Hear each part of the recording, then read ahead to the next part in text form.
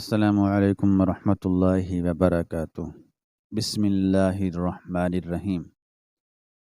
ایک غریب کلرک کے بیٹے کو لڑکی کے امیر باپ نے دھکے دے کر گھر سے نکال دیا اور کہا کہ تم ہماری بیٹی کے جوتوں کے برابر بھی نہیں ہو۔ لڑکے نے قسم کھائی کہ وہ کچھ بن کر دکھائے گا۔ 15 سال بعد وہی امیر باپ شہر کے سب سے بڑے ہسپتال میں سٹریچر پر لیٹا تھا اور اسے نایاب گروپ کے خون کی ضرورت تھی۔ جیسے ہی ڈاکٹر نے آستین اوپر کی تو مریض چیخ پڑا، کیونکہ سائقہ یار تم ایک مرتبہ مجھے اپنے بابا سے ملاؤ تو صحیح، میں انہیں منا لوں گا۔ بھلے ہی آج میں غریب ہوں، لیکن ہمیشہ میں غریب تو نہیں رہوں گا نا۔ میں بہت زیادہ محنت کروں گا اور ایک نہ ایک دن کچھ بن ہی جاؤں گا۔ تم بس ایک مرتبہ مجھے انکل سے ملا دو۔ ندیم سائقہ کی منتیں کر رہا تھا کہ وہ اسے اپنے باپ سے ملا دے، لیکن وہ بیچاری بھی مجبور تھی۔ وہ جانتی تھی جیسے ہی اس کے باپ کو پتہ چلے گا کہ وہ ایک غریب خاندان سے تعلق رکھتا ہے اور ابھی صرف پڑھائی کر رہا ہے، تو وہ کبھی بھی نہیں مانیں گے۔ وہ تو اتنے غریب تھے کہ ان کا گھر بھی کرائے کا تھا۔ یہ صرف سائقہ جانتی تھی۔ وہ اپنے باپ کو یہ سب نہیں بتا سکتی تھی، لیکن وہ یہ بھی جانتی تھی کہ جب وہ اپنے باپ سے ندیم کو ملوائے گی تو اس کا باپ اس کی ساری جانچ پڑتال کروائے گا اور پھر انہیں پتہ چل جائے گا کہ وہ کتنے غریب ہیں۔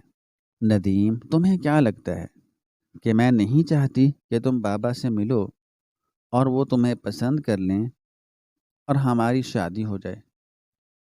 میں یہی چاہتی ہوں، لیکن مجھے پتہ ہے اپنے بابا کا وہ کسی صورت نہیں مانیں گے جب تک تم کسی قابل نہیں ہوتے، یا پھر بے شک تم قابل ہو بھی گئے تو وہ یہی کہیں گے کہ تمہارے پاس صرف ایک نوکری ہے، کوئی جائیداد تو نہیں ہے۔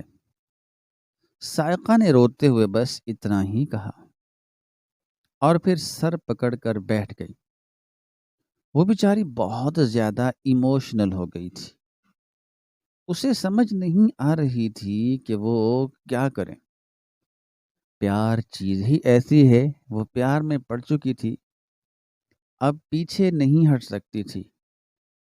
اور ندیم بار بار یہ ضد کیے جا رہا تھا کہ وہ ایک مرتبہ اسے اپنے باپ سے تو ملا دے، اپنے باپ سے ملاقات تو کروا دے ایک مرتبہ، وہ سب کچھ سنبھال لے گا۔ وہ تو یہ سمجھ رہا تھا کہ وہ اپنی ذہانت اور اپنے لب و لہجے سے سائقہ کے باپ کو اپنا گرویدہ بنا لے گا، لیکن وہ یہ نہیں جانتا تھا کہ وہ پیسے کا پجاری انسان کسی صورت بھی نہیں مانے گا۔ سائقہ، تم پریشان نہ ہو۔ اگر تم نہیں چاہتی کہ میں انکل سے ملوں تو میں نہیں ملتا، مگر تم رو تو مت۔ وہ اس کی آنکھوں سے ہاتھ ہٹاتے ہوئے بولا۔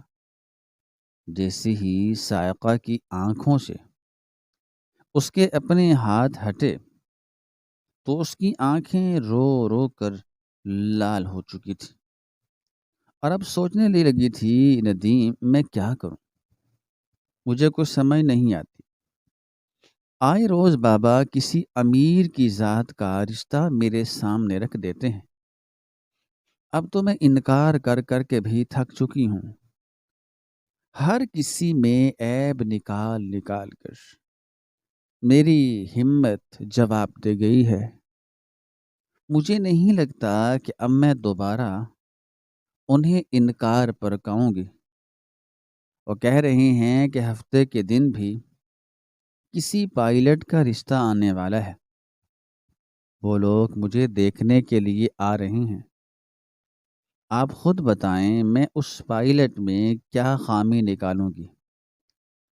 پہلے بھی میں لوگوں میں الٹی سیدھی خامیاں نکال کر پاگل ہو چکی ہوں۔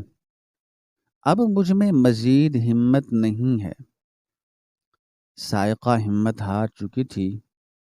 وہ سچ ہی کہہ رہی تھی کہ آئے روز ہی اس کا باپ کوئی نہ کوئی رشتہ اس کے آگے رکھ دیتا، اور وہ بیچاری اس میں کیڑے نکالتی کہ اس میں یہ مسئلہ ہے، یہ مسئلہ ہے، یہ مجھے پسند نہیں، یا اس کے لکس اچھے نہیں ہیں۔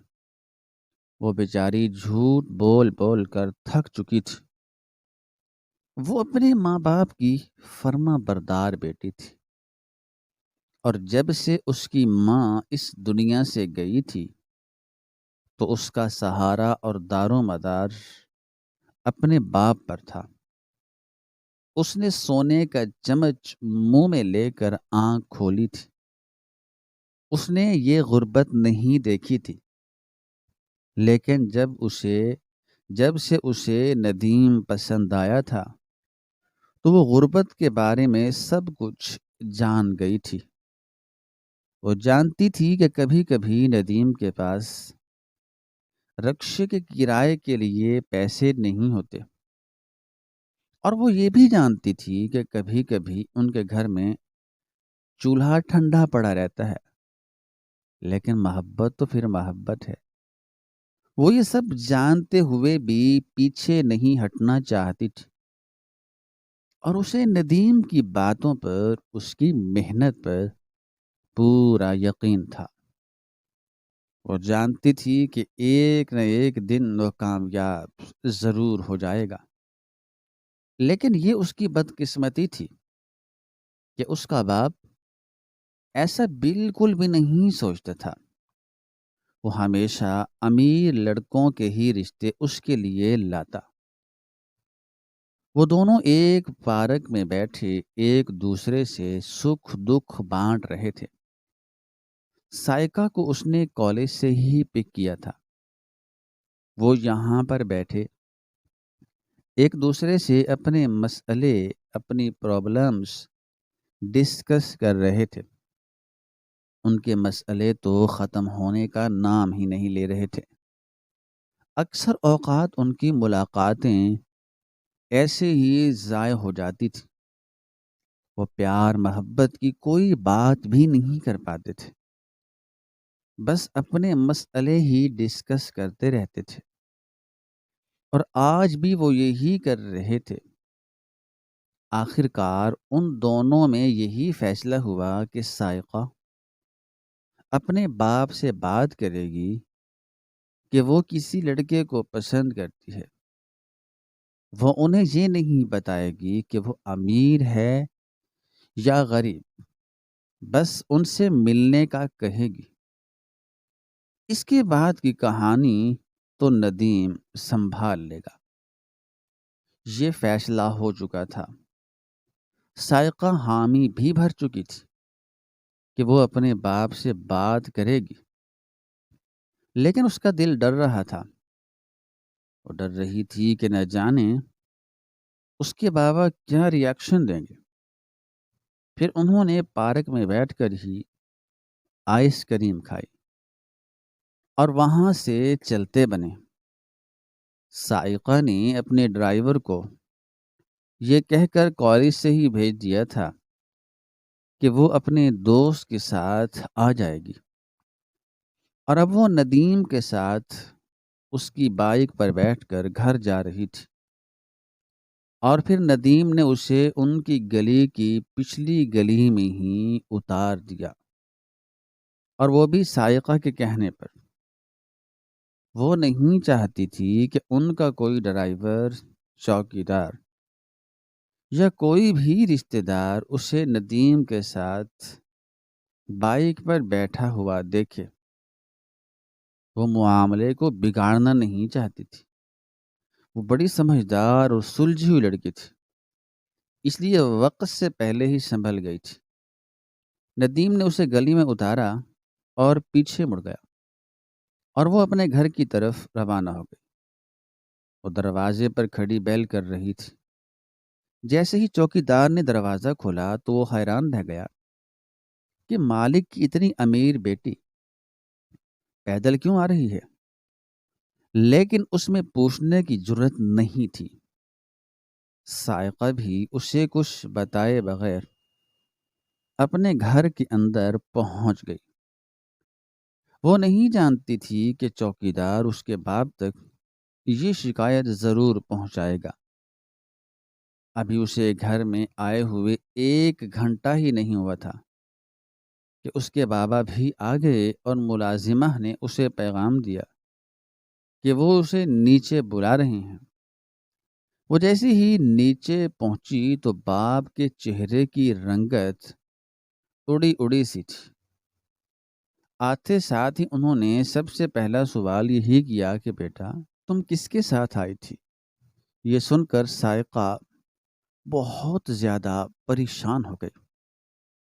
وہ ڈرنے لگی کہ شاید انہیں کسی نے دیکھ لیا ہے اور اب ان کی مخبری بھی کر دی ہے۔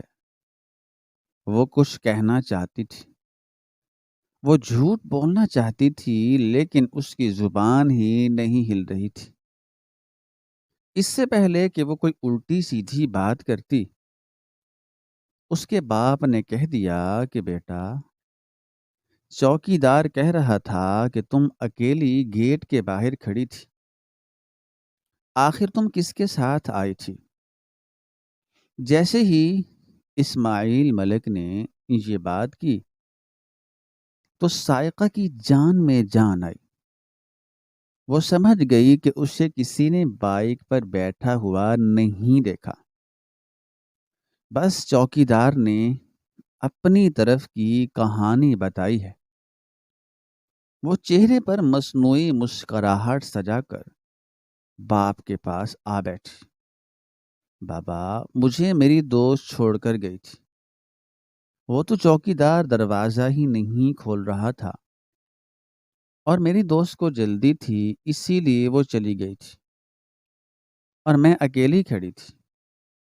ایک تو یہ چوکیدار نا سارا دن بندہ بیل بجاتا رہتا ہے، یہ دروازہ ہی نہیں کھولتا۔ وہ سارا ملبہ چوکیدار پر ڈالتے ہوئے بولی تو اسماعیل ملک تھوڑا بہت غصے میں آ گئے اور فوراً ہی ملازمہ کو یہ حکم جاری کر دیا کہ چوکیدار سے کہہ دو آئندہ اگر تمہاری کوئی شکایت آئی تو وہ دن اس نوکری کا آخری دن سمجھنا۔ ملازمہ بھاگ کر چلی گئی اور سائقہ کو خود پر ہی غصہ آ رہا تھا کہ اس نے بیچارے غریب چوکیدار پر، دہاڑی دار چوکیدار پر سارا ملبہ ڈال دیا۔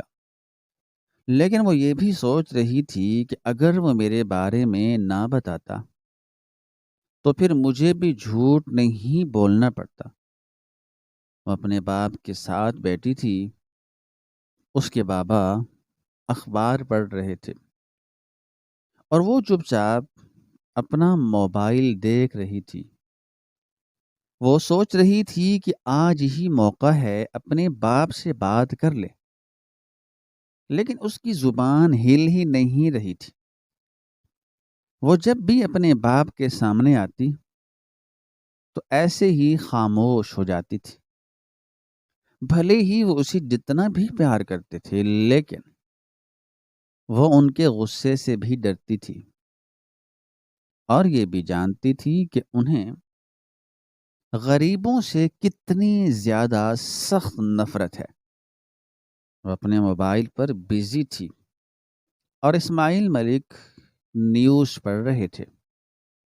پھر تھوڑی دیر بعد سائقہ نے سوچا کہ وہ آج بات نہیں کرتی، بلکہ جب کبھی اس کے بابا کا موڈ بہت زیادہ اچھا ہوگا، بہت زیادہ خوشگوار ہوگا، تو پھر وہ بات کرے گی۔ اس نے سوچ لیا کہ جس دن اس کا شاندار سا رزلٹ آئے گا وہ اسی دن ہی موقع دیکھ کر بات کر لے گی۔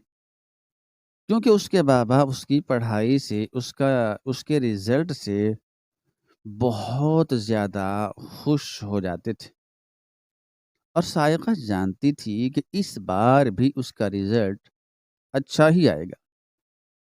ایک ہفتے کے اندر اندر ہی رزلٹ تھا۔ وہ وہاں سے اٹھ کر اپنے کمرے میں آ گئی۔ وہ سوچ رہی تھی کہ ندیم کو کیا جواب دے گی، کیونکہ اس نے ندیم سے کہا تھا کہ 2-3 روز کے اندر ہی وہ اپنے بابا سے بات کر لے گی اور ان کی میٹنگ بھی فکس کروا دے گی، لیکن اب وہ پریشان ہو رہی تھی۔ وہ ندیم سے جھوٹ نہیں بولنا چاہتی تھی، کیونکہ اس نے آج تک کبھی بھی اس سے جھوٹ نہیں بولا تھا۔ آج تک وہ سچ ہی کہتی آئی تھی، اس لیے آج بھی سچ کہہ دیا۔ اس نے ندیم کو ایک ٹیکسٹ کر دیا کہ وہ اپنے رزلٹ کے دن ہی بابا سے بات کرے گی، تو اسی وقت پہ ہی دوسری طرف ڈبل ٹک بھی ہو گئے اور بلیو ٹک بھی، یعنی کہ ندیم آن لائن ہی تھا۔ اس نے بھی فوراً سے وائس میسج کر دیا کہ کوئی بات نہیں، ایک ہفتہ گزرنے میں کتنا ہی ٹائم لگتا ہے، بس تم بات کر لینا۔ جیسے ہی سائقہ نے اس کا میسج سنا تو اس کے چہرے پر مسکراہٹ آ گئی۔ وہ دل سے خوش ہو گئی تھی کہ ندیم کتنا اچھا ہے، اس پر ذرا بھی غصہ نہیں کیا اور نہ ہی کسی ناگواری کا اظہار کیا ہے۔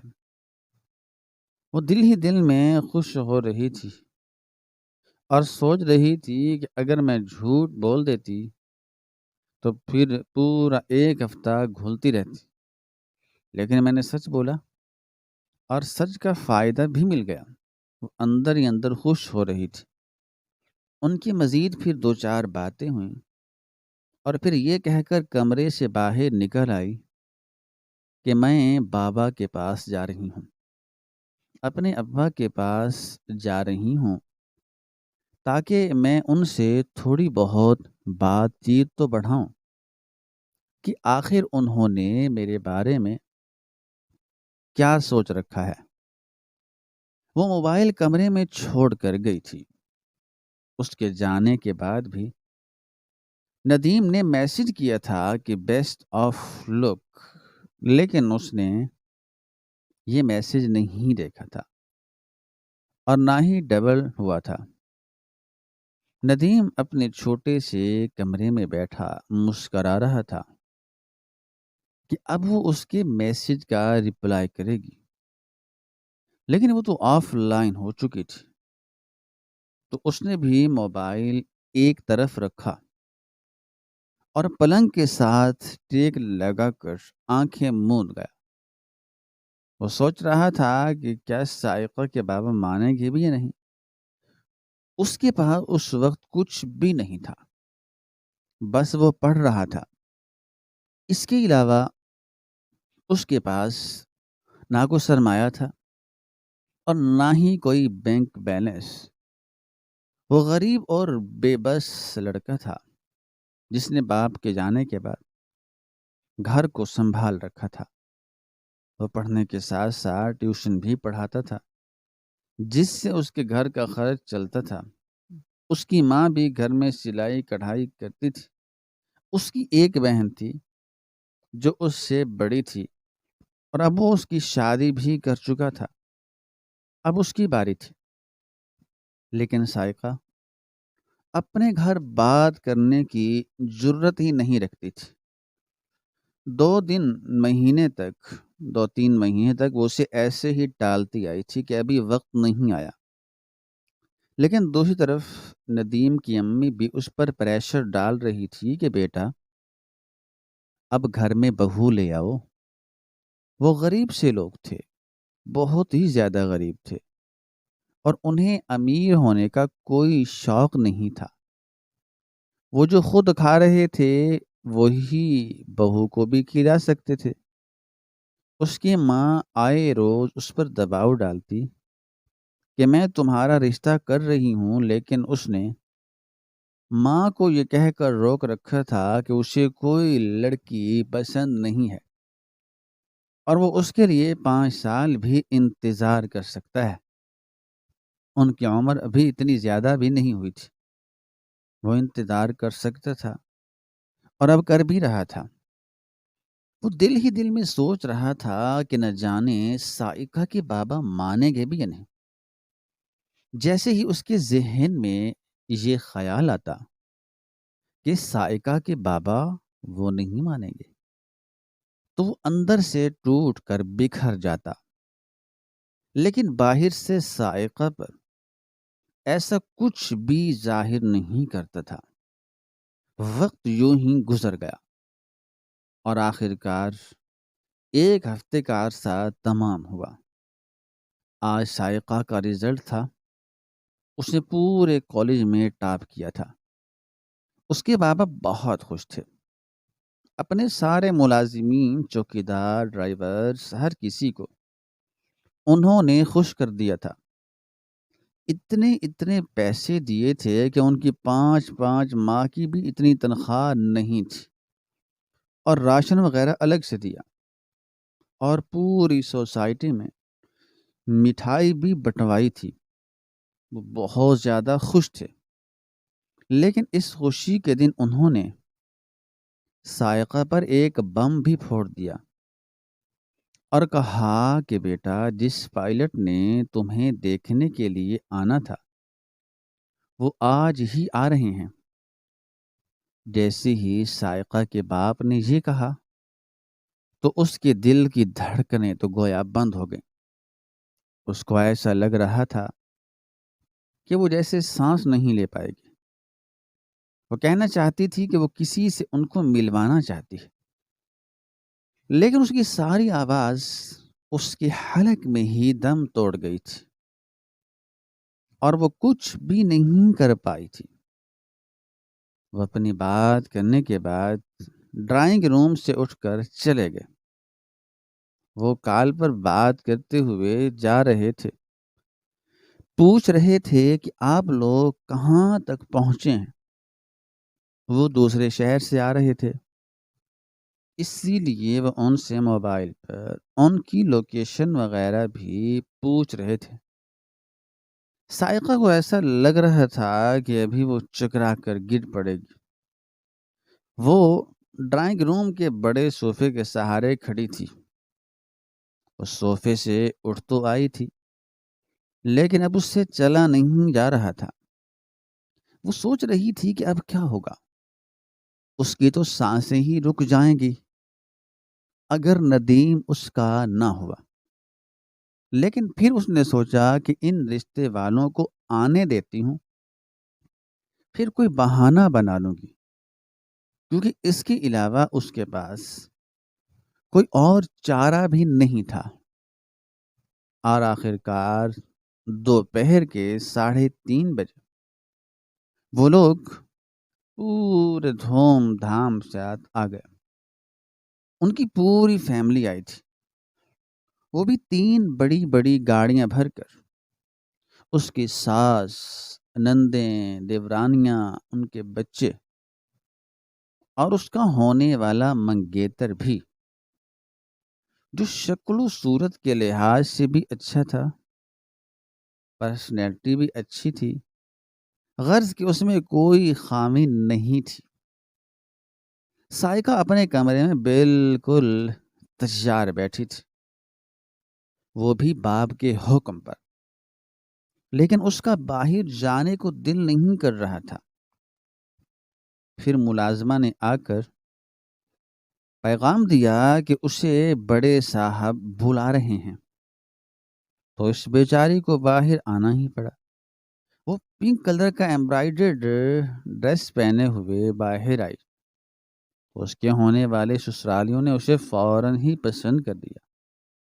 لڑکیوں نے پسند آ گئی تھی اور وہ ضد کر رہے تھے کہ وہ آج ہی منگنی کر کے جائیں گے، لیکن سائقہ کے باپ نے ان سے یہی کہہ دیا کہ وہ پہلے اپنی بیٹی سے اس کی رضامندی معلوم کریں گے، اور اس کے بعد ہی انہیں اطلاع کر دیں گے۔ بھلے وہ اس کی شادی اپنی مرضی سے کسی امیر جگہ پر کرنا چاہتے تھے، امیر خاندان میں کرنا چاہتے تھے، اور یہ بھی جانتے تھے کہ وہ کسی کو پسند کرتی ہے، لیکن وہ اتنا ضرور کرتے تھے کہ جب بھی کوئی رشتہ آتا تو اس سے ضرور پوچھتے تھے۔ اور اب بھی انہوں نے ان لوگوں سے بیٹی کا ہی کہہ دیا تھا۔ وہ جو پسند آئی بیٹھی تھی، اس کی ساس تو بار بار ہی اسے دعائیں دیے جا رہی تھی کہ انشاءاللہ تعالی تم ہمارے گھر آؤ گی، اور بھی بہت کچھ کہہ رہی تھی جو سائقہ کو تو سنائی دے رہا تھا، مگر اچھا نہیں لگ رہا تھا، ناگواری محسوس ہو رہی تھی۔ پھر تھوڑی دیر بعد ہی وہ وہاں سے اٹھ کر آ گئی، تو سب نے یہی سمجھا کہ بچی ہے، شرم آ گئی ہے۔ لیکن جیسے ہی وہ کمرے میں آئی تو اس کی ہونے والی نند بھی اس کے پیچھے پیچھے آ گئی، وہ تقریباً اس کی ہی ہم عمر تھی۔ وہ اس کے کمرے میں آئی اور طرح طرح کی باتیں کرنے لگی۔ وہ اپنے بھائی کی تعریفیں کر رہی تھی اور ساتھ ساتھ یہ بھی کہہ رہی تھی کہ بھیا نے مجھے ابھی کہا ہے کہ آپ انہیں پسند آ گئی ہیں۔ وہ پوچھ رہی تھی کہ آپ کو بھیا پسند ہیں۔ وہ فیملی ذرا فرینڈلی سی تھی۔ اگر سائقہ کو ندیم پسند نہ ہوتا تو شاید اسے احسن بڑی جلدی پسند آ جاتا، لیکن اس کے دل میں تو ندیم گہری جگہ بنا چکا تھا۔ تھوڑی دیر بعد وہ ان کے گھر سے چلے گئے۔ وہ بہت زیادہ غصے میں تھی کہ اس کے بابا نے اسے اچانک کیوں بتایا، اور اب وہ سوچ چکی تھی کہ وہ آج ہی ان سے بات کرے گی۔ وہ باپ سے بات کرنے کے لیے گئی تو سب سے پہلے وہ اس سے پوچھنے لگے کہ کیا تمہیں یہ رشتہ منظور ہے یا نہیں؟ بیٹا، یہ بہت اچھے لوگ ہیں، خاندانی ہیں، اور پھر لڑکا پائلٹ ہے، تم اس کے ساتھ خوش رہو گی۔ اس کے بابا نے جب ایک تقریر شروع کی نا تو وہ سر پکڑ کر بیٹھ گئی، اور جب سر اوپر کیا تو اس کی آنکھوں میں نمی تھی، جو اسماعیل ملک دیکھ کر حیران رہ گئے تھے۔ وہ پوچھ رہے تھے کہ کیا ہوا، لیکن وہ روئے جا رہی تھی، اور پھر آخر میں اس نے اپنی بات بتا بھی دی کہ میں ایک لڑکے کو پسند کرتی ہوں۔ تو وہ کہنے لگے کہ بیٹا، اس میں رونے والی کیا بات ہے؟ تم مجھے اس سے ملا دو، بلکہ اس کے گھر والوں کو بلا لو، ہم مل لیتے ہیں، اس میں کوئی بڑا مسئلہ نہیں ہے۔ جیسے ہی اس کے باپ نے یہ کہا تو اس سے کچھ تسلی تو ہو گئی، لیکن ابھی بھی اصل کہانی باقی تھی جو اس نے اپنے باپ کو نہیں بتائی تھی۔ اس نے سوچا کہ جب ندیم آئے گا تو خود ہی سنبھال لے گا۔ وہ فوراً ہی وہاں سے خوشی خوشی بھاگ گئی، اور جا کر فوراً ہی ندیم کو کال بھی کر دی کہ تم کل ہی آ جاؤ۔ ویسے تو بابا نے کہا کہ تم اپنی فیملی کو بھی لے آؤ، لیکن میں چاہ رہی ہوں کہ ابھی تم اکیلے آؤ اور بابا کو اپنی باتوں سے کنونس کر لو کہ ایک نہ ایک دن تم کامیاب ہو ہی جاؤ گے۔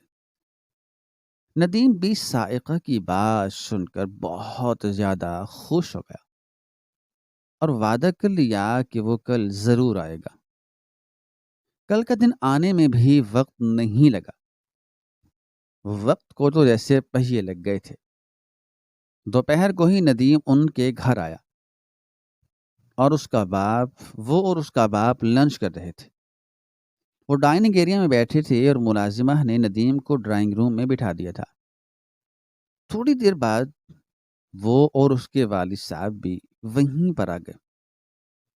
وہ لڑکے کو دیکھ کر ہی کچھ حیران سے ہوئے تھے۔ وہ سادہ سے حلیے میں بیٹھا تھا۔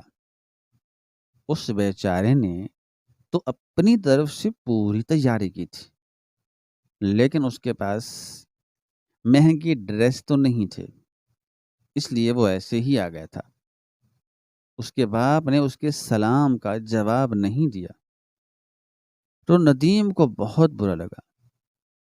اسماعیل ملک ذہین انسان تھے، وہ اسے دیکھ کر سمجھ گئے تھے کہ وہ ان کی بیٹی کے شایان شان نہیں ہے۔ وہ اس لڑکی کے منہ سے ہی سننا چاہتے تھے کہ آخر وہ کرتا کیا ہے۔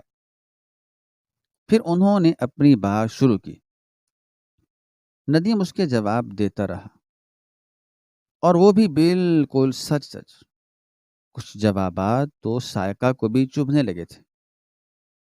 اس نے اسے سمجھایا بھی تھا کہ وہ تھوڑا کچھ جھوٹ بھی بول لے، لیکن اس نے کچھ جھوٹ نہیں بولا تھا، ایک حرف بھی اس نے جھوٹ نہیں بولا تھا، اور کہہ دیا تھا کہ ہمارا گھر کرائے کا ہے، کوئی زمین جائیداد نہیں، ماں باپ کا اکلوتا بیٹا ہوں، بابا ہے نہیں، امی سلائی کڑھائی کرتی، غرض کہ اس نے اپنی ساری کہانی بتا دی تھی، وہ بھی سچ سچ بتا دی۔ اس کی بات سن کر اسماعیل ملک غصے میں آ گیا۔ وہ نہیں سمجھتے تھے کہ وہ اتنا غریب ہوگا، کہ گھر بھی اپنا نہیں ہوگا۔ وہ اتنا زیادہ غصے میں آیا کہ کرسی سے کھڑے ہو گئے، تو ان کے ساتھ ساتھ ندیم بھی کھڑا ہو گیا۔ انہوں نے ایک نظر سائقہ کی طرف دیکھا اور پھر ندیم کی طرف دیکھنے لگے۔ لڑکے، تم جانتے بھی ہو کہ میں کون ہوں، جو یوں منہ اٹھا کر رشتہ مانگنے کے لیے آ گئے؟ میری بیٹی تو ہیروں سے بھی زیادہ قیمتی ہے، مگر تمہاری اوقات تو کوئلے جتنے بھی نہیں ہے۔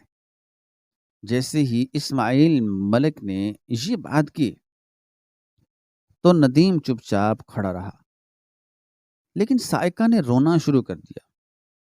لیکن اسماعیل ملک اس وقت اپنی بیٹی کی طرف نہیں دیکھ رہے تھے، اور پھر انہوں نے اس کلرک کے بیٹے کو دھکے دے کر اپنے اس بنگلے سے نکال دیا، جو اب اس دنیا میں بھی نہیں رہا تھا، اور نہ ہی اس کا کوئی وظیفہ اس کے بیٹے اور بیٹی کو ملتا تھا۔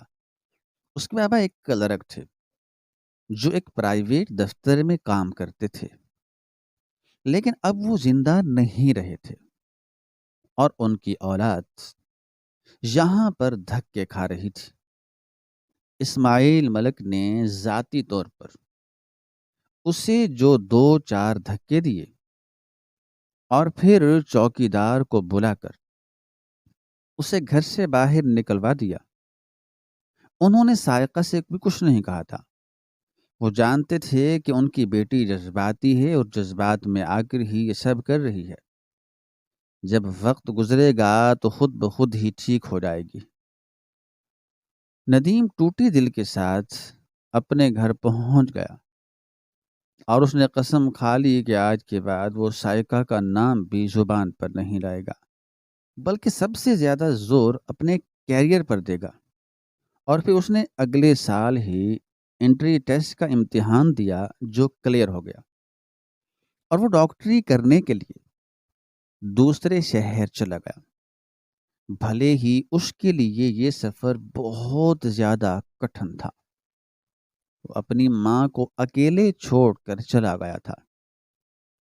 وہ انہیں یاد کر کر کے روتا رہتا تھا، لیکن اس نے یہ ٹھان لیا تھا کہ اب وہ کچھ کر کے دکھائے گا۔ وہ جانتا تھا کہ وہ جتنی بھی ڈگریز حاصل کرے گا، لیکن اسے اچھی جابز نہیں ملیں گی، اس لیے اس نے ڈاکٹری کو اپنا لیا تھا۔ بھلے ہی اس کے 2-3 سال پڑھائی میں ضائع ہو گئے تھے، کیونکہ اس نے پہلے ڈاکٹریٹ نہیں پڑھنی تھی، لیکن اب اس نے اپنے 2-3 سالوں کو پسے پشت رکھ کر انٹری ٹیسٹ بھی کر لیا تھا، اور اسے پاس بھی کر لیا تھا۔ دوسری طرف اسماعیل ملک کا گھر روشنیوں میں جگمگا رہا تھا۔ انہوں نے جب ندیم کو یہاں سے باہر کر کے نکالا تھا تو اسی دن ہی اس پائلٹ کی فیملی کو کال کر دی تھی کہ انہیں یہ رشتہ منظور ہے اور وہ 1-2 ماہ کے اندر اندر ہی شادی کرنا چاہتے ہیں۔ اور اب ان کے رشتے کو پورے 2 ماہ ہو گئے تھے۔ سائقہ دلہن بنی بیٹھی تھی، اس کی آنکھوں میں نمی تھی۔ وہ چاہتی تو گھر سے بھی بھاگ سکتی تھی، لیکن اس نے اپنے باپ کی عزت کو نہیں روندا تھا اور دل پر پتھر رکھ کر اب نکاح نامے پر سائن بھی کر چکی تھی۔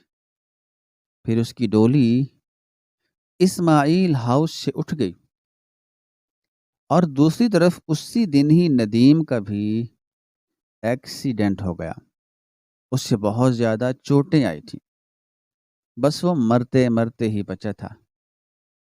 وہ بہت زیادہ تیز رفتار میں بائک چلا کر آ رہا تھا کہ جیسے ہی اسے اپنے دوست سے خبر ملی کہ آج سائقہ کی بارات ہے تو وہ ٹوٹ کر کرچی کرچی ہو گیا اور پھر سڑک پر بکھر گیا۔ اس کی ایک ٹانگ بھی ٹوٹی تھی، لیکن وہ بچ گیا تھا اور پھر بڑی جلدی اس نے ریکور بھی کر لیا اور ایک مرتبہ پھر سے اپنی محنت پر لگ گیا۔ 15 سال بعد بابا آپ کو کچھ نہیں ہوگا، سائقہ نے روتے ہوئے گاڑی کی پچھلی سیٹ پر باپ کا سر اپنی گود میں رکھے ہوئے تھے۔ ان کا بہت برا ایکسیڈنٹ ہو گیا تھا اور ان کا بہت زیادہ خون بہہ گیا تھا۔ اسی وقت ہی لوگوں نے اسماعیل ملک کی فون لسٹ میں سب سے پہلے نمبر پر کال کی تو سائقہ نے ہی کال اٹھائی اور فوراً سے ڈرائیور کے ساتھ مین سڑک پر پہنچ گئی اور اب اپنے باپ کو لے کر شہر کے سب سے بڑے ہسپتال میں بھی پہنچ چکی تھی۔ ڈاکٹرز نے اسماعیل ملک کا علاج شروع کر دیا اور سائقہ کوریڈور میں بیٹھی آنسو بہا رہی تھی۔ اس کی زندگی میں پہلے بھی کوئی خوشی باقی نہیں رہی تھی اور اب اس کے باپ کی یہ حالت تھی۔ وہ پھوٹ پھوٹ کر رو رہی تھی اور اللہ تعالی سے دعائیں کر رہی تھی کہ یا اللہ میرے بابا کو کچھ نہ ہو، اے میرے باری تعالی میرے والد کو کچھ نہ ہو۔ ان کے علاوہ اب اس کا کوئی سہارا نہیں رہا تھا۔ وہ تنے تنہا رہ گئی تھی۔ اسماعیل ملک کا علاج چل رہا تھا اور وہ باہر بیٹھی پھوٹ پھوٹ کر رو رہی تھی۔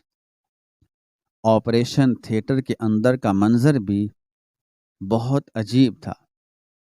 وہاں پر ایک نہیں بلکہ 3 ڈاکٹر لگے ہوئے تھے، لیکن اسماعیل ملک کی جان بچانا بہت زیادہ مشکل ہو رہا تھا کیونکہ ان کا بہت زیادہ خون بہہ چکا تھا۔ ڈاکٹر ندیم بھی وہیں پر موجود تھے، جو اس شہر کے سب سے جانے مانے اور سینئر ڈاکٹرز میں سے ایک تھے۔ اب مریض کے بلڈ گروپ کا پتہ لگانا تھا۔ انہوں نے سوئی اٹھائی اور جیسے ہی مریض کی بازو میں لگائی تو وہ چیخ اٹھے کیونکہ اسماعیل ملک ہوش میں تھے، لیکن آنکھیں بند کر رکھی تھیں۔ سوئی چبھی تو ان کی چیخ نکل گئی اور چیخنے کے ساتھ ساتھ جیسے ہی انہوں نے اوپر دیکھا تو سامنے کھڑے ڈاکٹر کا چہرہ دیکھ کر وہ حیران رہ گئے۔ انہیں ایسا لگا تھا کہ شاید انہیں کوئی دھوکہ ہوا ہے، لیکن یہ سچ تھا۔ وہ ندیم ہی تھا جسے دیکھ کر وہ یہ یقین نہیں کر پا رہے تھے کہ وہ معمولی سا لڑکا جس کے پاس پہننے کے لیے ڈھنگ کے کپڑے بھی نہیں تھے، اب وائٹ کوٹ پہنے ان کا علاج کر رہا تھا۔ ندیم بھی انہیں پہچان چکا تھا۔ وہ باہر بیٹھی اپنی محبت کو بھی دیکھ چکا تھا لیکن اب وہ اس کی محبت نہیں تھی، اس لیے اس نے ایک نگاہ کے علاوہ دوسری نگاہ اس لڑکی پر نہیں ڈالی جو کبھی کبھار اس کی محبت تھی۔ وہ اب شادی شدہ تھا اور 2 بچوں کا باپ تھا۔ اسے اپنی بیوی جان سے بھی زیادہ عزیز تھی۔ اس نے اسی دن ہی اپنی محبت کو بھلا دیا تھا جس دن اس کا نکاح ہوا تھا۔ وہ کوئی غلط لڑکا نہیں تھا۔ اس نے سوچ لیا تھا کہ وہ اب اپنی بیوی کے ساتھ اچھی بھلی زندگی گزارے گا اور اپنے زخموں کو ہرا نہیں کرے گا۔ سائقہ نے اسے نہیں دیکھا تھا۔ اسماعیل ملک کا بلڈ ٹیسٹ کیا گیا۔ ان کا بلڈ گروپ بہت زیادہ نایاب تھا اور اتفاقاً وہ بلڈ گروپ ندیم کا بھی تھا۔ اور جب ندیم نے کہا کہ وہ خون دینے کے لیے تیار ہے تو سبھی ڈاکٹر حیران رہ گئے کہ آخر وہ اس آدمی کو کیسے جانتا ہے، لیکن اس نے کسی سے کچھ نہیں کہا اور بلڈ دینے کے لیے تیار ہو گیا۔ ڈاکٹرز نے باہر بھی اطلاع کر دی تھی کہ ایک ڈاکٹر ہی خون دے رہا ہے۔ یہ خون نایاب ہے، بہت مشکل سے ملتا ہے، کہیں سے بھی نہیں مل رہا، اس لیے ایک ڈاکٹر ہی خون دے رہا ہے، اس کا ملتا ہے۔ سائقہ بھی حیران تھے کہ آخر ایسا کون سا انسان ہے تو کسی غیر کو خون دے رہا ہے، لیکن اسے سب سے پرواہ نہیں تھی۔ اسے بس اپنے بابا کی جان سے پرواہ تھی۔ اور پھر آخر کار ان کی جان بچ بھی گئی، اور وہ بھی ندیم کے خون کی وجہ سے۔ جیسے ہی وہ بے ہوشی کے بعد ہوش میں آئے تو ندیم کا شکریہ ادا کرنے لگے اور اس کے سامنے دونوں ہاتھ باندھ کر، ہاتھ جوڑ کر معافیاں مانگنے لگے کہ بیٹا، میں نے غلط فیصلہ کیا تھا، نصیب تو ہر کسی کا اپنا ہوتا ہے، بس مجھ سے غلطی ہو گئی تھی۔ ندیم نے ان سے اور کچھ نہیں کہا، کوئی بات نہیں کی، بس اتنا ہی کہا کہ انکل، اگر کوئی باپ اپنی بیٹی کا نصیب خرید سکتا تو آپ سب سے زیادہ امیر تھے، آپ سائقہ کا نصیب خرید لیتے، لیکن اس بات میں کوئی سچائی نہیں ہے۔ میں یہ نہیں کہتا کہ اگر سائقہ کی مجھ سے شادی ہوتی تو وہ خوش رہتی، لیکن آپ یہ بھی تو نہیں کہہ سکتے نا، یہ بھی تو نہیں کہہ سکتے تھے نا کہ اگر اس کی مجھ سے شادی ہوگی تو وہ بھوک سے مر جائے گی۔ تھوڑی دیر پہلے ہی ندیم کو دوسرے ڈاکٹر سے اطلاع ملی تھی کہ بھائی صرف مریض کی بیوہ بیٹی ہی بیٹھی ہے، اسی لیے وہ یہ بات کر رہا تھا۔ وہ یہ بھی نہیں جانتا تھا کہ وہ بیوہ کیسے ہوئی۔ اسماعیل ملک کی آنکھوں سے آنسو نکل رہے تھے۔ سائقہ شادی کے تیسرے سال ہی بیوہ ہو گئی تھی۔ احسن ایک پلین کریش میں اسے چھوڑ کر چلا گیا تھا اور وہ اپنے باپ کے گھر آ کر رہنے لگی۔ اب ندیم اس سے شادی نہیں کر سکتا تھا۔ محبت ختم تو نہیں ہوئی تھی، لیکن چھپ گئی تھی، وہ بھی حقوق کے پردوں میں۔ وہ اپنی بیوی کے حقوق ادا کرنا چاہتا تھا، اس کے سر پر سوتن نہیں لانا چاہتا تھا۔ اس لیے ہی اس نے سائقہ کو نہیں اپنایا، حالانکہ اسماعیل ملک نے اپنے منہ سے کہا تھا کہ بیٹا، تم میری بیٹی سے شادی کر لو۔ ندیم نے صاف انکار کر دیا، کیونکہ اس زندگی اور اس 15 سالوں نے اس سے یہ سبق سکھایا تھا کہ ہر چیز اپنے وقت پر اچھی لگتی ہے۔ وقت پر اس کے پاس دولت نہیں تھی، اس لیے وہ اپنی محبت کو حاصل نہیں کر پایا تھا، لیکن اب اس کے پاس دولت تھی، پیسہ تھا، بینک بیلنس تھا، اور وہ وقت نہیں تھا۔ غرض کہ ہر چیز اپنے وقت پر اچھی لگتی ہے۔ حالات نے دوراہے پر اس کو کھڑا کیا تھا کہ وہ نہ ہی سائقہ کو اپنا سکتا تھا اور نہ ہی اپنی بیوی کو دھوکہ دے سکتا تھا۔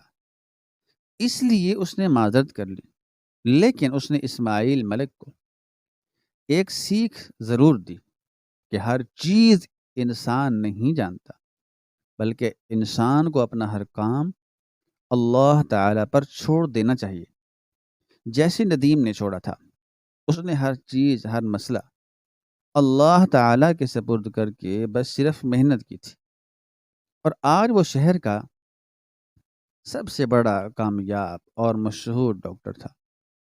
کچھ عرصہ بعد اسماعیل ملک بھی ٹھیک ہو کر اپنے گھر پہنچ گئے، اور اس واقعے کو بھی 1-2 ماہ بیت گئے تو پھر جا کر اسماعیل ملک میں ہمت پیدا ہوئی کہ انہوں نے سائقہ کو ندیم کے بارے میں بتایا تو اس کے چہرے پر کوئی تاثر نہیں تھا۔